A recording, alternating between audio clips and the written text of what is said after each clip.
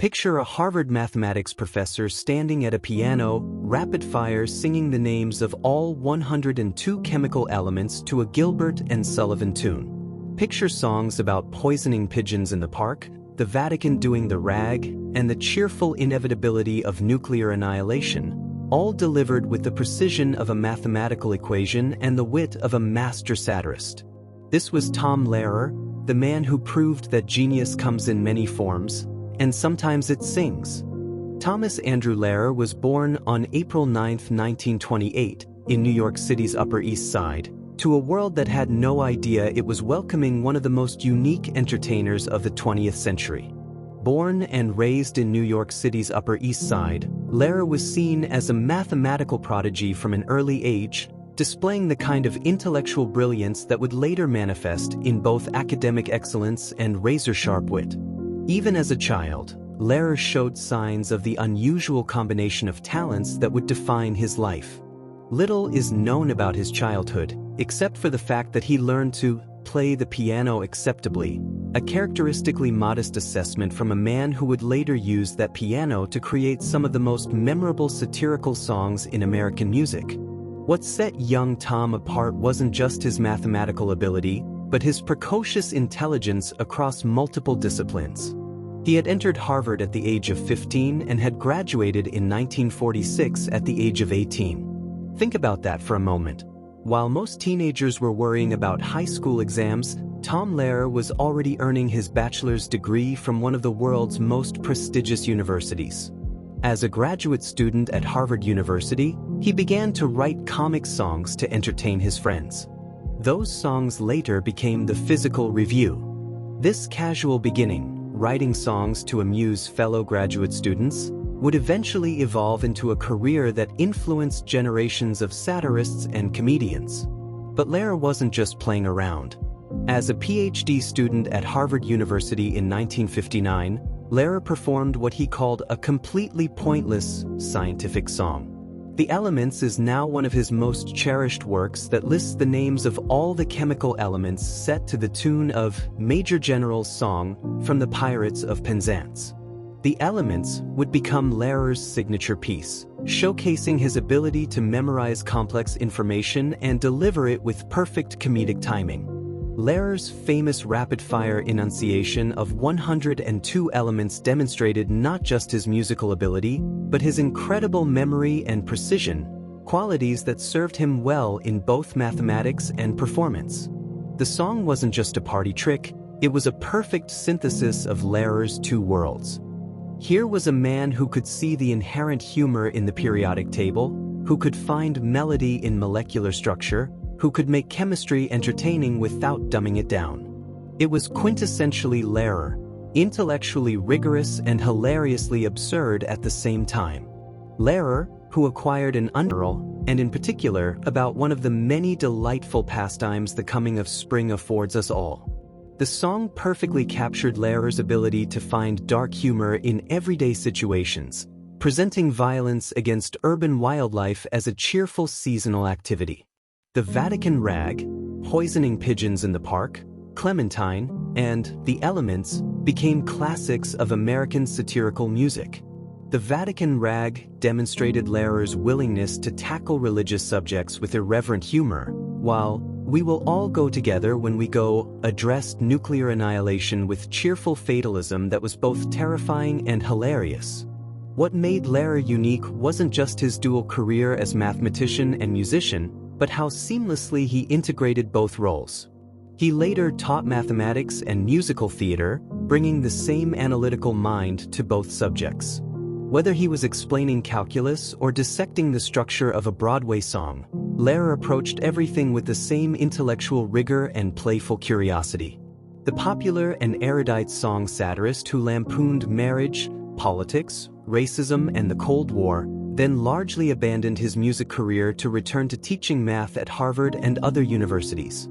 This transition might seem surprising to those who knew him only as a performer, but for Lehrer, it was a natural progression. Teaching had always been part of his identity, whether he was educating audiences about the periodic table through song or helping students understand mathematical concepts in the classroom. Lehrer made a rare TV appearance on BBC's Parkinson show in conjunction with the Tomfoolery premiere in 1980 at the Criterion Theatre in London, where he sang "I Got It From Agnes." By this time, Lehrer had largely stepped away from regular performing, making each appearance a special event for his devoted fans. On June 7th and 8th, 1998, Lehrer performed in public for the first time in 18 years, demonstrating the enduring appeal of his material even decades after its creation.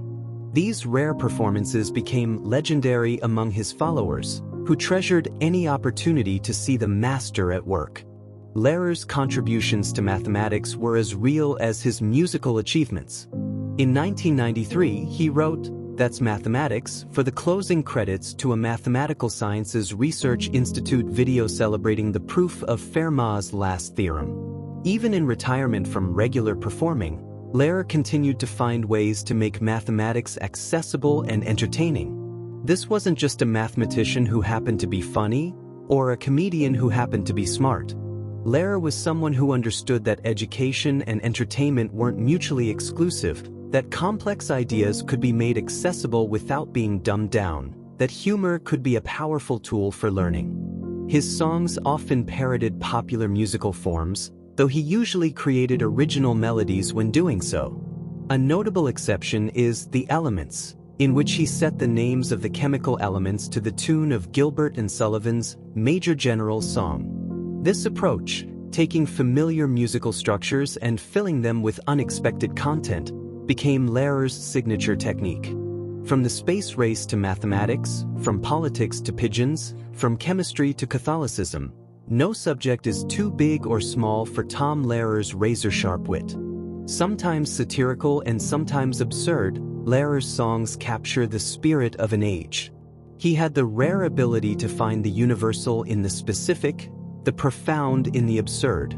Tom Lehrer, the brilliant mathematician turned musical satirist, used wit, melody, and razor-sharp humor to poke fun at society's quirks. Discover how his legacy continues to influence comedy and music today. Long after his active performing career ended, Lehrer's influence could be seen in everything from Weird Al Yankovic's musical parodies to the mathematical humor of shows like The Big Bang Theory. Acclaimed as one of the greatest American songwriters, Tom Lehrer combined his musical career with lecturing in mathematics and the American musical.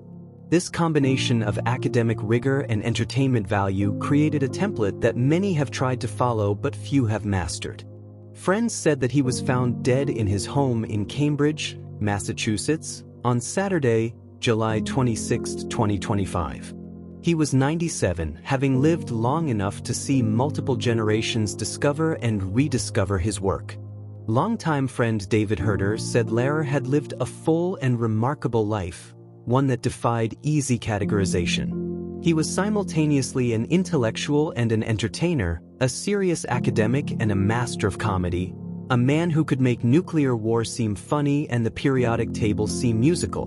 What made Tom Lehrer special wasn't just his intelligence or his musical ability or his comedic timing, though he possessed all of these in abundance. What made him unique was his ability to see the world through multiple lenses simultaneously. He could approach any subject with the rigor of a mathematician, the ear of a musician, and the wit of a satirist. He taught us that smart could be funny, that education could be entertaining, that the most complex ideas could be made accessible through the right combination of melody and wit. In an age of increasing specialization, Lehrer proved that Renaissance men and women still existed, that you didn't have to choose between being serious and being funny. Lehrer's life itself was like one of his songs, carefully structured, full of unexpected turns, and ultimately satisfying in its completeness. He had entered Harvard at the age of 15 and had graduated in 1946 at the age of 18, spent decades teaching mathematics while creating some of the most memorable satirical songs in American culture, and lived to see his work appreciated by multiple generations. He proved that genius comes in many forms, that creativity can flourish in any field, and that the ability to find humor in the human condition is perhaps the most valuable skill of all.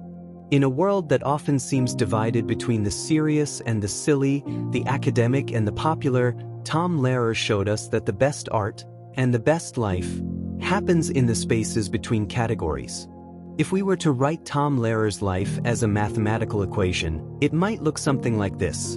Mathematical genius plus musical talent plus satirical wit plus perfect timing equals one irreplaceable life.